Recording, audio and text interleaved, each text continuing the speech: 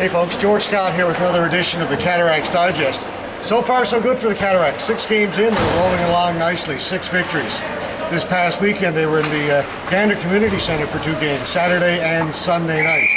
Packed house in Gander Saturday night. Every ticket was sold for the seats, for the standing room. You couldn't get another person in there. But great support in that community for the Flyers. Also a large contingent of Cataract fans made the trip to Gander as well. So we had a loud, boisterous crowd for Saturday night's game. A couple of big stories going into the weekend. One for the Flyers was the return of Tyler Whitehead, former Cataract import, back into Newfoundland senior hockey. Unfortunately, because of the Cataracts losing one import, they got cut from 4 to 3 this year. Tyler ended up being the odd man out. Got signed by the Gander Flyers and was in the lineup this weekend. Had a great weekend too for the Flyers. Number of great scoring opportunities, a bounce here or there, and Tyler could have come away with the weekend 2 or 3 goals richer. For the Cataracts, it was more a story of who wasn't in. Cataracts only have 12 forwards on their roster. 3 key players missing this weekend. Wes Welcher was out, Andrew Piercy was out, as was Colin Power, all for various personal reasons, commitments that they'd made prior to this weekend that they weren't going to be able to play. So the Cataracts were kind of short man coming into the game. Add to that, defenseman Scott Cantwell, who hadn't played a whole lot, but they intended on using him as a bit of a utility player, maybe moving him up to the forward line a little bit. Developed a severe nosebleed prior to the game, something he's prone to occasionally apparently. They couldn't stem the flow of blood, and Scott was out for the game as well. So Cataracts 4 players down going into Saturday night. Things got off to a good start for the visiting team though. Andre Gill, who's been red hot all season long, got a goal for the Cataracts early in the first period on a breakaway. That gave him 7 goals in just over 4 games in 1 period at that point. So the Cataracts up 1-0. Then newcomer Ryan Graham in his first game with the Cataracts got a goal for the Cats in the first period as well. 2-0 after 20 minutes. Looked like the visiting team was on a roll.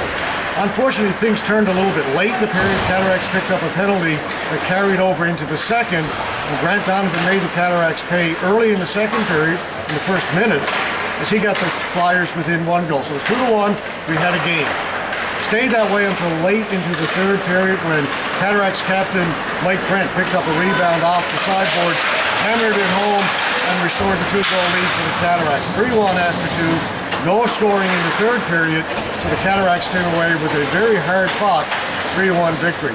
A.J. Whiffen strong in goal for the Cataracts again Saturday night, stopping 29 of 30 shots that he faced. Sunday afternoon, bit of a deja vu for the Cataracts and the Flyers. They'd met 2 weeks prior in the Gander Community Center. They took the Flyers in that game 12 seconds to get on the board.